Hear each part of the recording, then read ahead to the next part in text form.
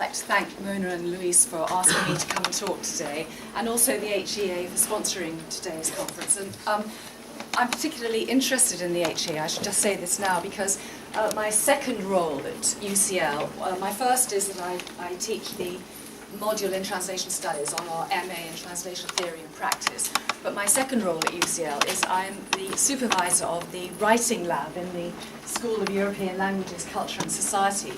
So we're supporting student writing, and that's very much an initiative that we work on with the Centre for Advancement of Learning and Teaching at UCL. We're very aware of the work that the HEA do, and in fact one of my colleagues in the writing lab is actually taking the HEA qualification at the moment, and we're supporting her in that. So I'm delighted to be here as part of this initiative. And thank you also to Karin for setting up a very interesting theoretical framework, which I'm just going to touch on a little bit and maybe expand on some of the areas from a practical point of view in the talk that I'm going to give today. But before I go any further, we're talking about intermediality, we're talking about interpretation, we're talking about intercultural, so I think we'll have some interaction as well. So what I actually want to do is to start by asking you to get involved in what I'm going to talk about today. Now you've all got this handout. This is a very brief sketch by Harold Pinter, and I don't want to say anything else about it. I'd actually like us to perform this sketch together. And what I'm going to do is I'm going to ask you, we're just going to go around the room. So maybe we'll start at the front, we'll go along the row, snake back along that row. Do you follow? Just we'll snake along the rows. Each one of you is going to read one line. So it's only 2 characters, but each one of you, when it comes to your turn, you just read the next line belonging to that character. And I'm going to read the stage directions, including the word pause, by the way. So are we ready? No, this is last to go. This is the Harold Pinter, last to go. Has everybody got this? Last to go. Where is it? Where's the second one? Last to go. Last to go. Last to go. Oh, okay. None of you got it right. No. We've got something different. Right, that would be a good start.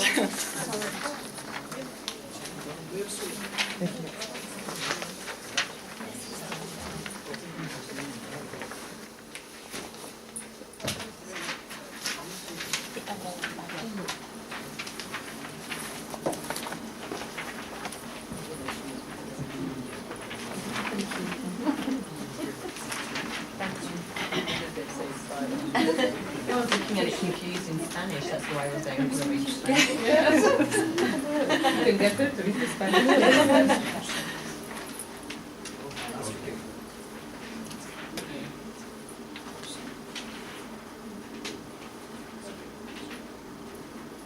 And if we get to the back, there's still some left, we'll come back to the front and we'll start all over again. So we'll start with Mona, but I'm going to read the stage directions. A coffee stall, a barman and an old newspaper seller. The barman leans on his counter. The old man stands with his tea. Silence. You was a bit busier earlier. Ah. Around about 10. 10, was it? About 10. Pause. I passed by here about then. Oh, yes? I noticed you were doing a bit of trade. Pause. Yes, trade was very brisk here about then. Yes, I know. Pause. I saw the last one about, yes, about 9:30. Isn't your last day?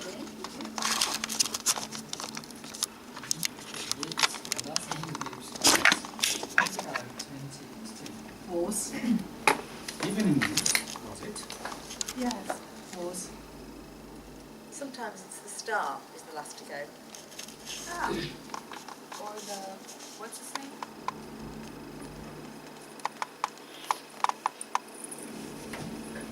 It's 10 then. Yes. Pause. All I had left tonight was the evening news. Pause. didn't know it went, did it? Yes. Pause. Pause. You didn't have any left. No, not after I actually saw that one. Pause. It was after it come over here and then was it?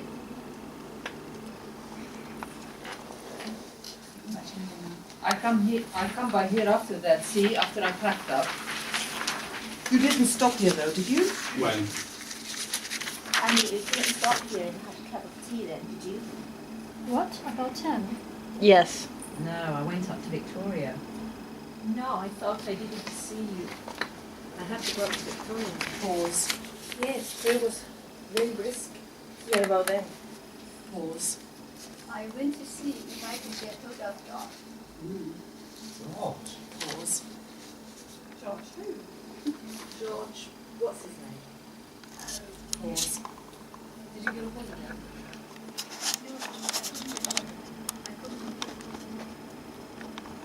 He's not about much now.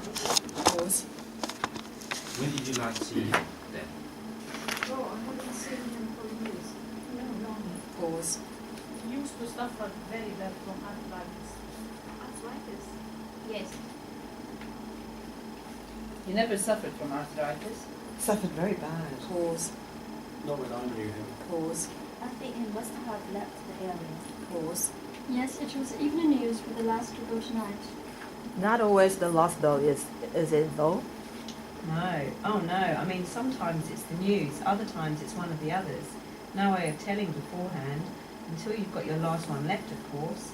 Then you can tell which one it's going to be. Yes. Pause. Oh, yes. Pause. I think he must have left the area. Thank you very much. Now, you've just taken part in the performance. This is an exercise that I conduct with my students on the Translation Studies module at the MA in Translation Theory and Practice at UCL.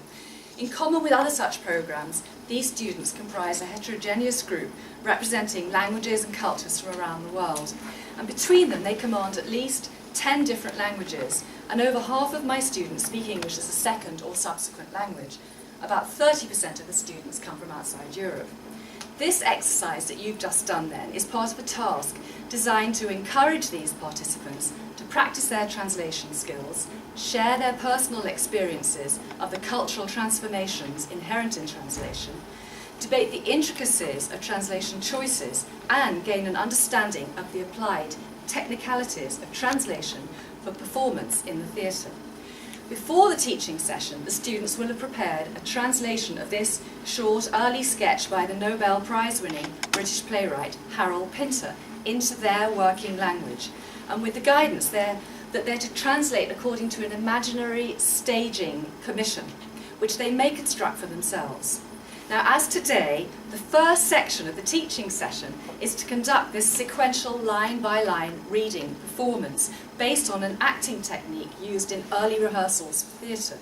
Now, not only does the read-through enable the students to hear the rhythm and poetics of Pinter's dialogue, and I hope that you notice that, which gives them an alternative view of the potential non-textual elements which need to be carried across in their translations, but it also ensures that all the participants engage in learning, making their own voices heard. And I don't know whether you were aware of this, but I was certainly aware that you became very much more confident on the second go round, and you're really starting to get into it. So it's great. So we all participated in that activity. So today I'm going to discuss the potential of using performance in language pedagogy. What can we learn from theatre about translation that can assist us in teaching languages? I'm going to reflect on those features of theatre, especially in relation to translating for performance in theatre, that in my opinion have a particular relevance for language teaching and learning. I'm going to draw on evidence and case studies from my own research, which is into the role of the translator on the London stage. Now, I suggest that the theatrical translation process not only presents examples of collaborative activity, which we're already starting to talk about this morning, but it also provides models of engagement with metatextual translation issues, and these can be incorporated into teaching and learning. I'm going to consider the multimodal conveyances of meaning intrinsic to theatre performance, and how this is reflected in the collaborative procedure of production. And this collaboration, as I've already hinted at, when theatre translation is involved, but as we see it maybe in other areas of translation, can involve varying levels of linguistic competency. So I'm going to reflect on performability issues in theatre translation and how they can inform language acquisition. And then lastly, I'm going to discuss briefly a few pedagogic uses of performance techniques, a bit more on what we've did just done now, and potential for furthering learning through this performance. Now, first I want to provide a brief introduction to theatre translation for performance, because I don't know how familiar you are with this area. Especially with some of the issues and terminology arising. I should stress that I'm referring to English language theatre as it's represented in London and translation into English for performance. That's my area of research and that's what I work on. Now, in my view, theatre presents a multifaceted site for the study of translation, particularly with regard to the visibility of translation in transporting a source text to a target audience. Now, in contrast, an example, published translations often obscure the process and the agency of translation. And this is a case, I don't know whether any of you come across this new publishing organisation called And Other Stories, that they've only been going for 2 or 3 years, and they're focusing on bringing translated modern literature translated into English. But even with an organisation like this, the front cover has the name of the book, the name of the author, and an introduction by Adam Thirlwell, who is quite a well-known literary critic. The name of the translator is on the inside cover, and I have to say on the back cover as well. So when I discussed this with one of the publishers, she said, well, there's only a limited space and we really have to think about what is actually going to sell the book, and Adam Thirlwell is better known than the translator. So there's always this issue of the visibility of translation. Now, in theatre, you're more likely to see something like this, which is Our Private Life. This is a modern Colombian play by Pedro Miguel Rosso, translated by Simon Scarterfield. So they're together in the publicity for this. Now, so theatre has a tendency to publicise the translator alongside the author of the source text, so it's more visible.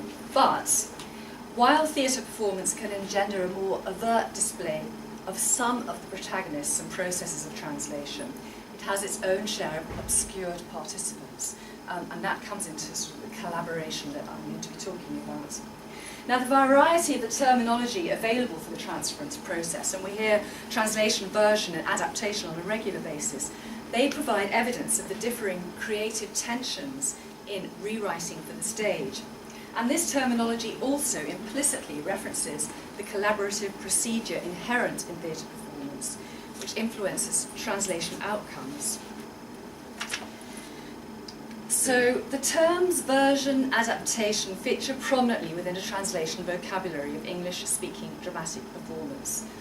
When a play is staged in translation, it's a frequent practice in London theatre to commission a familiar name to be attached to the translation. This is one example. Tom Stoppard, who's a very well-known British playwright, is shown as doing a new version of this play, The Cherry Orchard, another very well-known play by Anton Chekhov.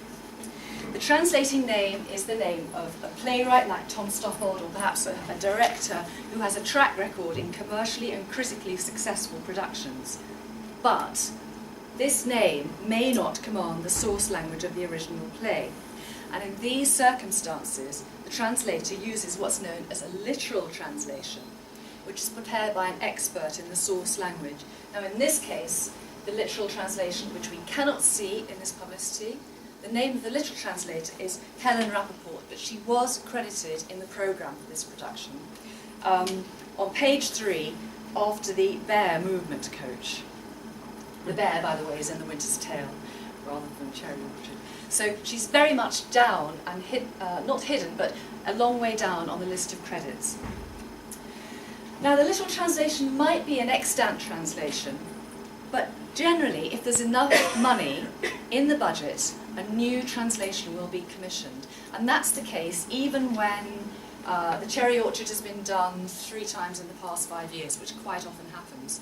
Even though there are translations around of this play, a new literal will be commissioned. And I think that says something about the importance of these translations. Even though they're not very visible, they are actually considered to be very important to the process of translation. The preference for commissioning a fresh literal translation to support a new English language version of an established play demonstrates the integral place of the literal translation in the theatre translation process and the theatrical validation of linguistic expertise and judgment on a renewable and current basis. So a current, a new, a fresh translation is being prepared as often as possible. So although literal is a label regularly applied by theatres in this 2-step process that I'm describing, theatrical vocabulary does not precisely or consistently distinguish between writers who command a play's source language and those who do not. So I actually employ the term direct translation to describe translations created without an intermediary linguist, and the term indirect translation to denote those which have been prepared using a literal translation. So these are the 3 terms that I use, and this is the way I use them in this presentation and my research. And I'm very aware that indirect translation can have other meanings and other uses. And in fact, I'm going to be speaking at a conference in Germersheim this summer in a panel about indirect translation, where I'll be the one using it in this way, and most other people will be using it in a way that I would call a relay translation, where translation goes through one language into another language. But it shows you the shift and the blurriness of the terminology, which is very prevalent in theatre. Now, this practice of using a literal, an indirect translation from a literal is very prevalent in the mainstream London theatre. By mainstream, I mean the group of high-profile theatres, and it's quite a large group in London, but mainstream can also, Manchester's got its share of mainstream theatres. But I should make the point and stress the point that it's not only commercial theatre. Mainstream includes maintained theatres, including the Royal National Theatre in London, which actually has a very large subsidy from the Arts Council, but nevertheless is competing in this sphere. And an example of that is this play, One Man, Two Governors. This has been the most successful production, one of the most successful productions that the National Theatre has ever had. They commissioned it, was first done in 2011. It's now no longer at the National, but it's at the Theatre Royal Haymarket in London. It's on Broadway, where it won prizes. It's touring Australia, that I know for sure. So this has been a very successful production, which although it came from maintained theatre, is definitely competing in this mainstream theatre area. Now, this is an example of a play that was written using a literal translation. It's not very, again, we have the name of the original author, Carlo Goldoni. The play's been renamed, but it's very clear that this is the original, it's English translation of the original play, which is Il Servitore di Due Padroni. And it's called A New Play by Richard Bean. This is at the point where it's made the transfer. It's already a very successful production. When it was put on at the National Theatre, the play text came with a frontispiece, which is very transparently explaining how this play had been put together. This version, so here we still have the play called The Version, of Goldoni's The Servant of Two Masters, was developed from a comprehensive and detailed literal translation from the Italian.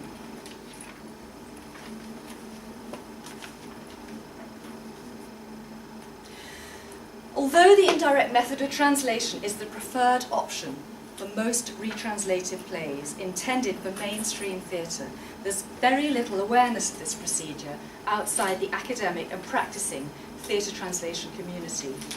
This is partly due to the imbalance of cultural capital, which I hinted at, between the indirect and the literal translators, and partly generated by the lack of precision in terminology.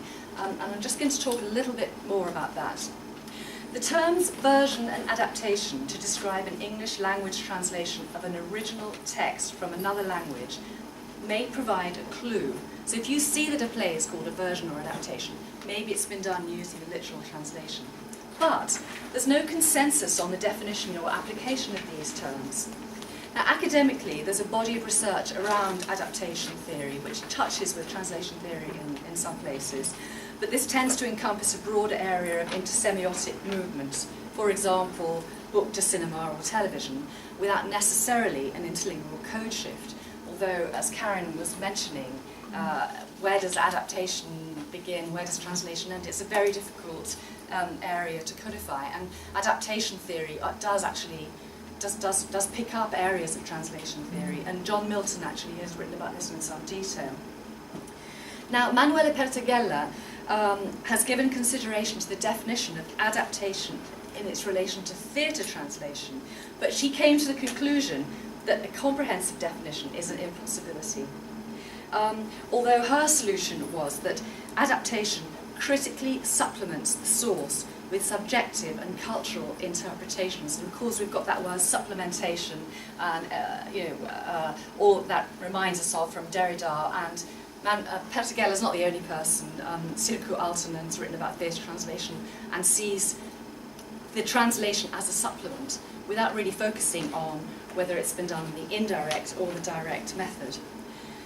And there are Lorna Hardwick, who works in classics, and there's quite a lot of work done in Latin and Greek departments on this transfer of the original or the originary text into a text in another language through different methods. I mean, she says it's not always helpful to try to distinguish too rigidly between theoretical models for analysing translations and versions.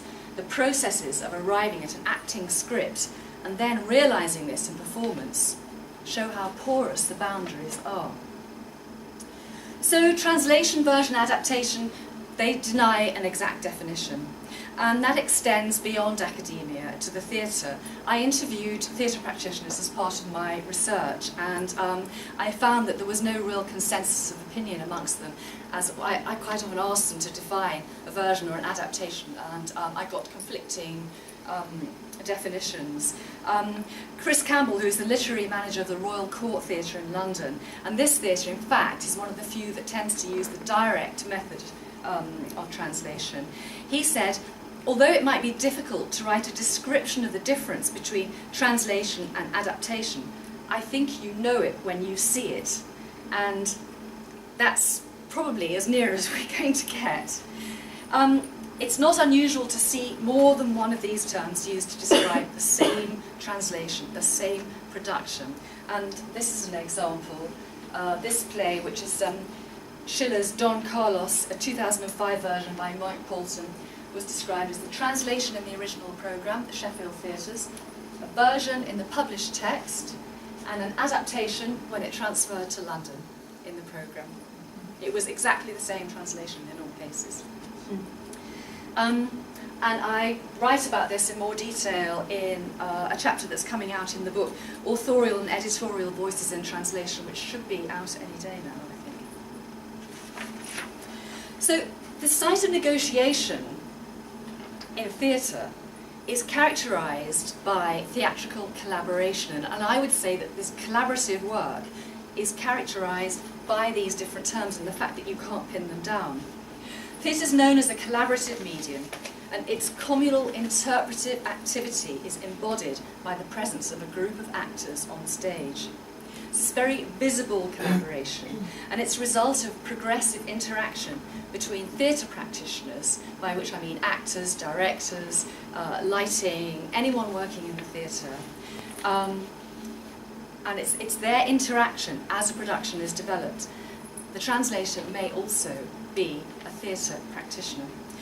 Theatre director Katie Mitchell has written a handbook for the theatre.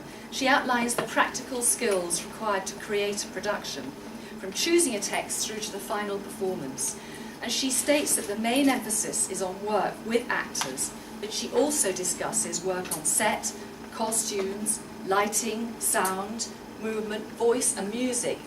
There's a whole multiplicity of agents in the development process, and this can extend to translation. Now, the indirect method of translation, where one writer uses another translator's product to produce a stage text, is a collaborative exercise, but the collaboration is likely to be conducted on a sequential rather than a simultaneous basis. In other words, the literal translation will be produced and then the writer will work on it. But they may have some dialogue, or the literal translator will answer questions posed to them by the indirect translator as they're going through. But even a direct translation of the performance reflects the multivocal contributions of the actors alongside the translator. This slide is an example of the actors' visualizations of their characters in an exercise conducted by Dr. Kate Eaton, who is a theatre practitioner and an academic at Queen Mary University of London. She describes the function of workshops with actors in creating a translation of a performance. For example, she says that they will conduct exercises, a bit like the exercise that we started with, which will liberate the play from the written text. So she's seeing the play as independent of the written text. And the way they will do this is they will literally play, using the other term, with that text and with the space of the play. They convert the stage directions, for example, into actions. They'll use music and movement and games, mask work and other improvisational techniques to excavate the meaning that lies hidden between the surface of the written word. And this is one product of one of these sessions that she holds with her actors. This is their construction of the play's meaning, the play being You Always Forget Something, by the Cuban playwright Virgilio Pianera, and which Eaton translates. She will then incorporate her observations of these exercises into subsequent drafts. So her written translation, then her text does reflect the group's engagement with the translation and the non-verbal engagement with the translation. Now, this activity is most influential in the preparation stage, but it can continue into performance, so amendments can keep being made, and so the publication of a translated play text is more of a snapshot of that text at one point in its trajectory, rather than there's never really a final version. This shows the subjectivity of translation and its propensity for shift. Now, a concrete example of such a post-publication shift, in this case, built on translatorial and non-translatorial collaboration, occurred in a production of Euripides' Hecuba, which was translated by the poet Tony Harrison for the Royal Shakespeare Company in 2005. And this, you can actually see the document, because of course it's very hard to find evidence of these shifts and these changes.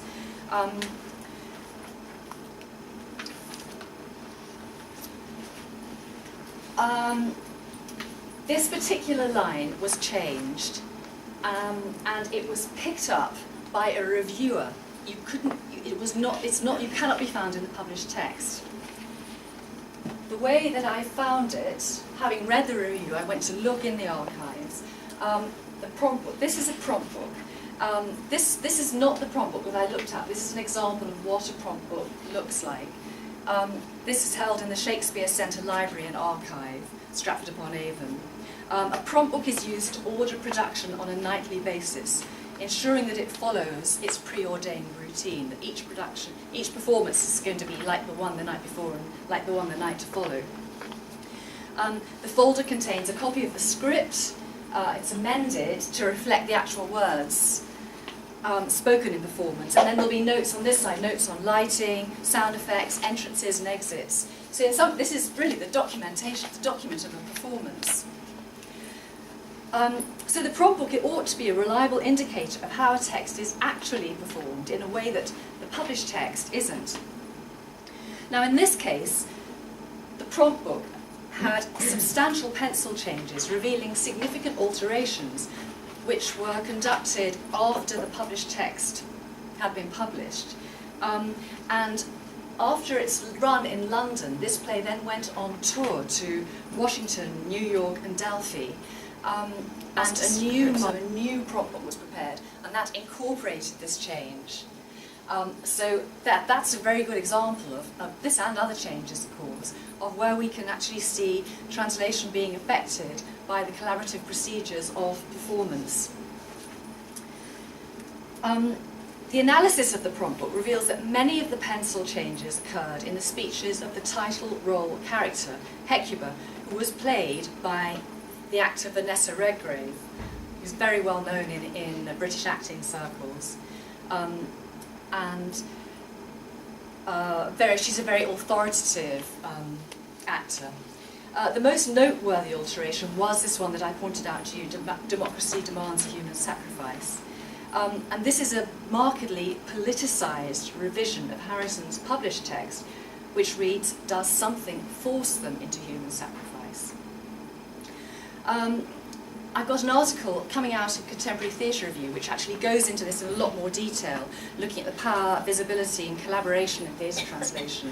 But I'm not going to pursue this any further today. I just want to point out to you the existence of a range of voices stemming from collaboration in the text of a translation, including voices that are dependent on intermediaries to interpret the source language, but nevertheless they're active and significant contributors to the final product.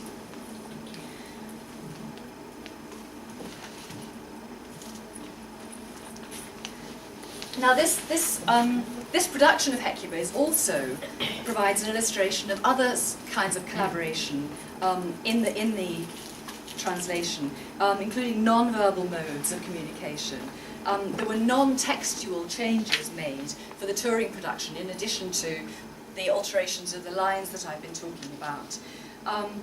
The changes seemed orchestrated to ensure that the emphasis of Harrison's translation, and that was an interpretation of Euripides' Hecuba as a criticism. This is 2005, remember, a criticism of contemporary Western activity in Iraq.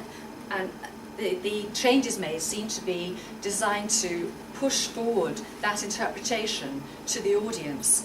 The most obvious alteration was the stage set itself. In London, it was, the programme for the London production included these images from the Iranian artist Shirin Neshat, which sort of set this kind of wide spatial atmosphere. And the stage set tried to reflect that. The backdrop was another variant of this Richard Long's Muddy Water Circle. This isn't the one that was shown, but it's another example of. So you can see that it was a very monolithic, airy set, and it was changed. Oh no, and these are the costumes. You can see Vanessa Redgrave here. They were picking up and reflecting the Shirin Neshat's images, the headdresses, but probably a lot more elaborate, and also blues and greens and khakis rather than the sort of the black and white images of the photographs. But when it got to New York, the stage set was completely taken away, and they hired or borrowed some actual Desert Storm tents which they used to fill the stage behind the actors. So whereas originally in London the actors were set against this rather monolithic background, on tour in the US they were overshadowed in many ways by this. You can't really see in this photograph, but the tents kind of rose up in an amphitheatre, and also the colours, because the tents were sort of khaki, and the actors were in these sort of slightly muddy colours. They were sort of merging into the background, but it was very much reinforcing this image and the message, in a way, that Tony Harrison wanted to convey to the audience. Now, these theatrical shifts demonstrate the complex collaborative activity required continually to address the inevitable paradox of restaging a well-known play, especially a translated play, the tensions of maintaining a link with the original, as it's been passed down over time in text and theatrical tradition. Now, this example that I've been giving you comes from what I believe is a direct translation. As far as I know, Tony Harrison, I know that he has a degree. In fact, he describes himself as a grubby Yorkshire poet with a bad degree in Greek, and that's actually that's is itself is a poetic description. I don't know whether he uses literal translations or not. I've got no evidence to suggest that he does. But my examination of the extent of collaboration in dramatic translation shows the varying levels of linguistic competence that combine to create this one performable text. And how can, I've already said to you, you can't tell from the terminology used whether this process has been operated in producing these texts. Can you actually tell from the translated output? And this is where I come to my next exercise, because we're actually going to see whether we can tell. So now if you look at your second handouts, you've got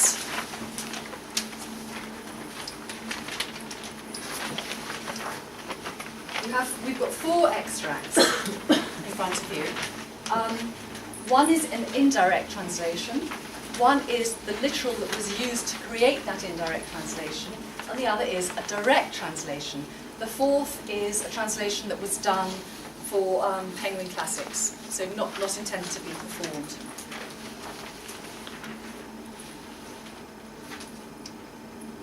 So these are the 4, and what I want to do is see whether you can actually identify which is which. And So to they're do not that, in that order. so they're not, no, you've got to guess. This is a quiz, this is a quiz now. So we're going to start by, we're going to perform these texts very, very briefly for you, and then you can tell me what you think. Now, fortunately, I have 2 Spanish-speaking volunteers to actually, Spanish-speaking volunteers, would you mind coming and taking a seat? Who are actually going to perform the original, so you can hear how that sounds. And then Mona and I are going to perform the other 4 extracts. ¿Estás todavía aquí? Disfrutando este silencio y sin lograr ver por parte alguna la cosa tan grande que aquí pasa, según tú. Bernarda, dejemos esa conversación. En esta casa no hay ni un sí ni un no. Mi vigilancia lo puede todo. No pasa nada por fuera, eso es verdad. Tus hijas están y viven como metidas en alacenas, pero ni tú ni nadie puede vigilar por el interior de los pechos. Mis hijas tienen la respiración tranquila. Esto te importa a ti que eres su madre. A mí, con servir tu casa, tengo bastante. Ahora te has vuelto callada. Me estoy en sitio y en paz. Okay, thank you very much. Now, I'm very aware of time. It's okay, we can. I'm just wondering whether we should cut these a little bit shorter. How? Tell me how. Yes. We will. I think we'll just miss out. We'll start with "There's Not a Squeak." This one. So we'll start with that speech there. There's not a squeak to be heard. From all of them. Yeah, from all of them. I have to mark them because I don't know them. Oh, yes. Yeah. By the time we've done this.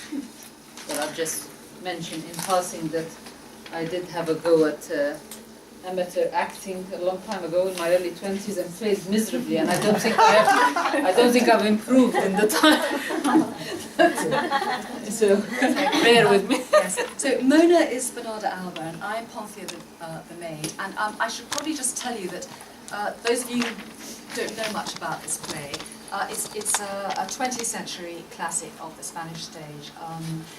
It's the story of a rather tyrannical mother and her 5 daughters.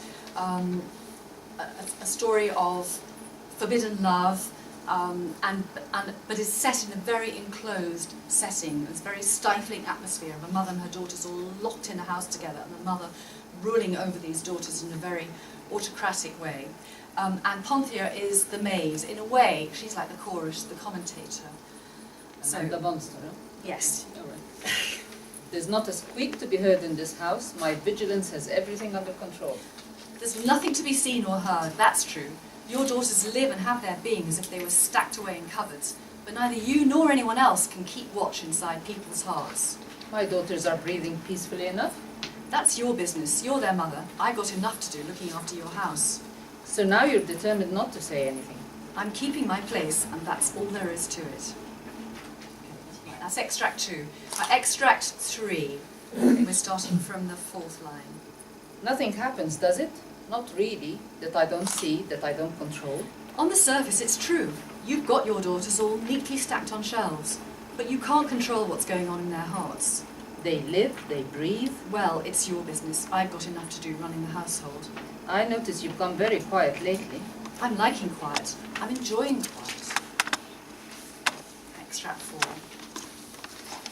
There's no yes or no or maybe in this house unless I say so. There's nothing to see on the outside, that's the truth. Your daughters live like they were locked inside cupboards. But you can't tell what's going on in their hearts. Nobody can. My daughters breathe easy. That's what matters to you because you're their mother. I've enough to be getting on with my work in the house. So now you suddenly decide you'll shut up? I know my place, and I'll sit there quietly. Extract 5. There's not a yes or no in this house. My watchful eye controls everything. On the outside, nothing is happening. That's true. Your daughters lead lives as if you kept them in cupboards. But neither you nor anyone else can keep an eye inside hearts. My daughters breathe easily. That's your affair. You're their mother. I have enough to do looking after your house.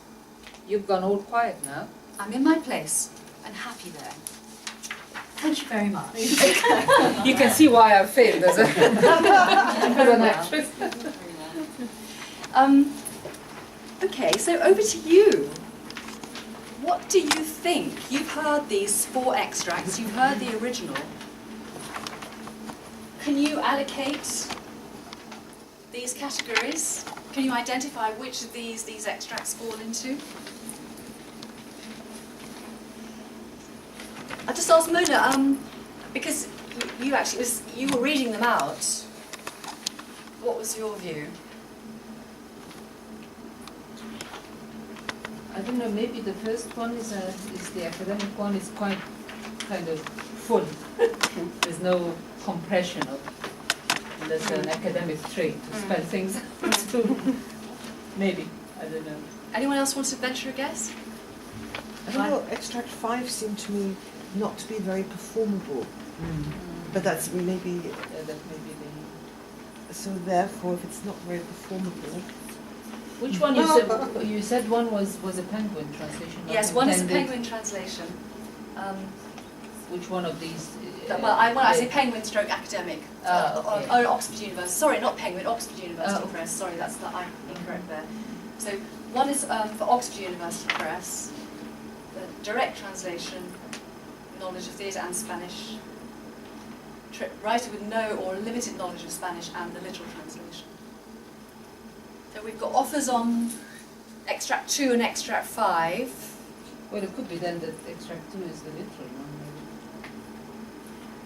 My interpretation was that extract 2 was maybe literal because there were some less idiomatic uses of English in there, and that extract 5 was the academic because it was more passive constructions. Anyone want to say anything about extracts 3 and 4? I think 3 is indirect because it's just the one that looks less like the other. Okay.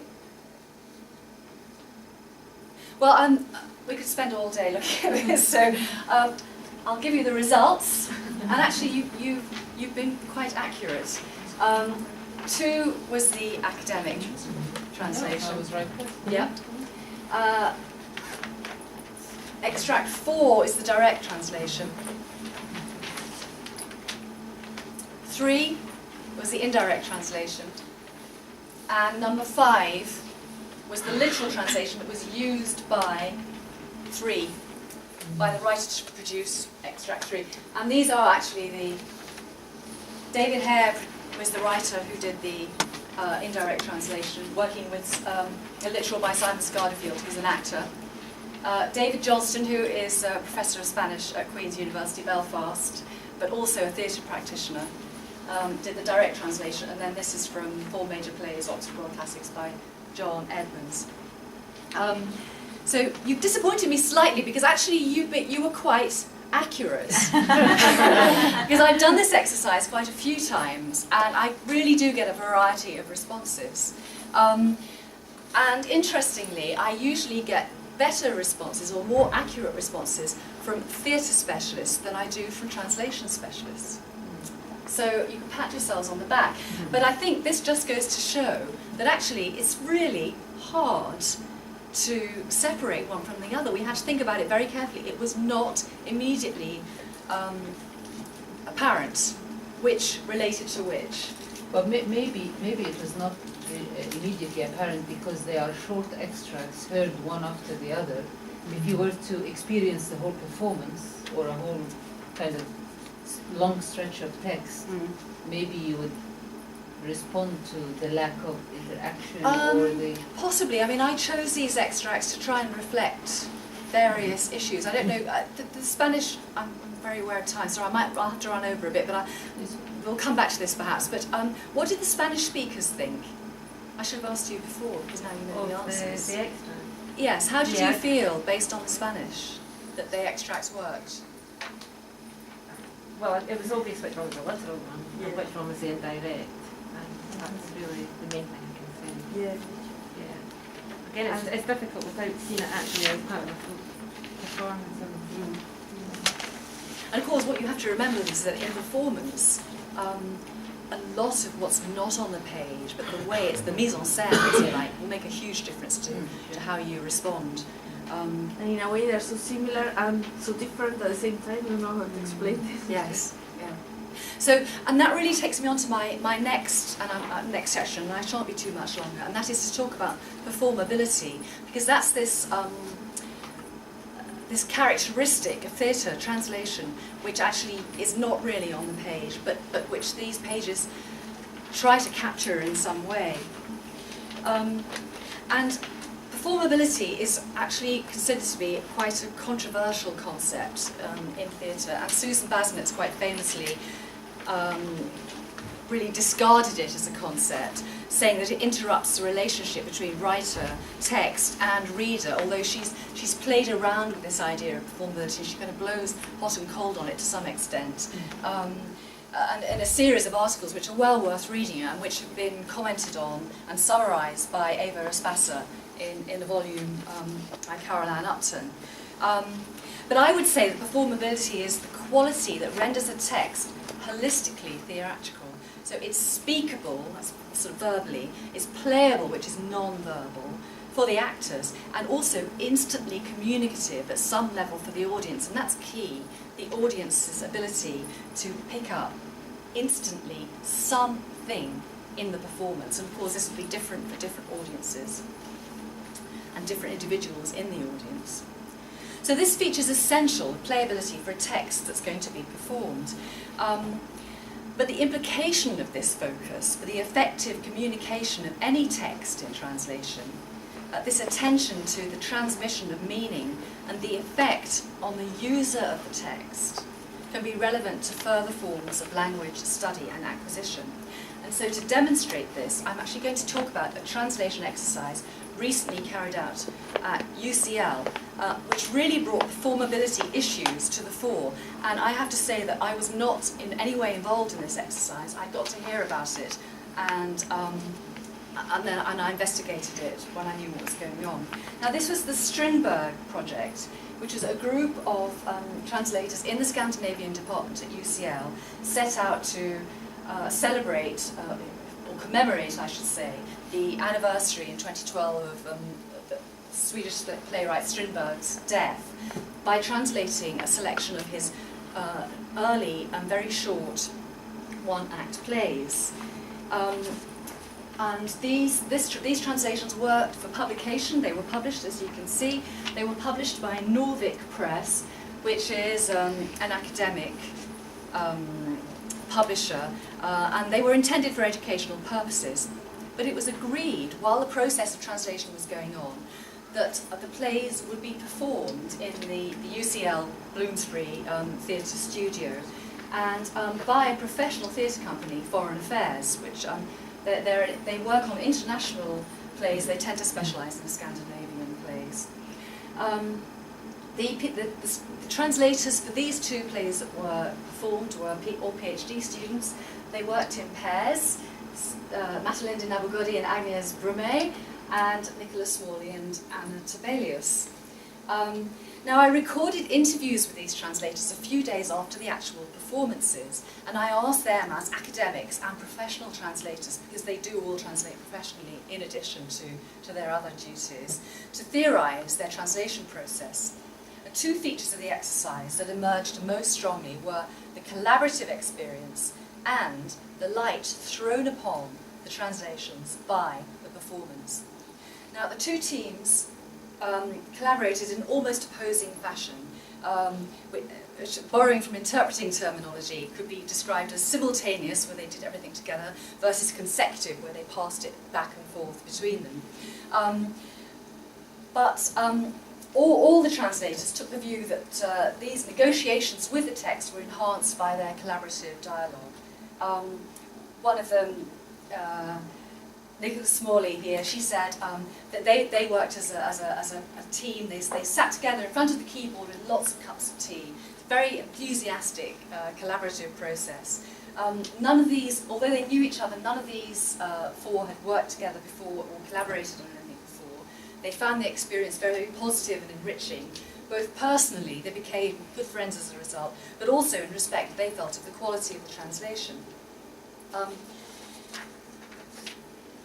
And they agreed that it made them braver in a way in some of the choices that they made, because they were reinforcing each other. Nabugodi, she said, we motivate one another, we play off one another. Now, this consensus with regard to the value of collaborative working extended to additional revision features that were built into this translation project.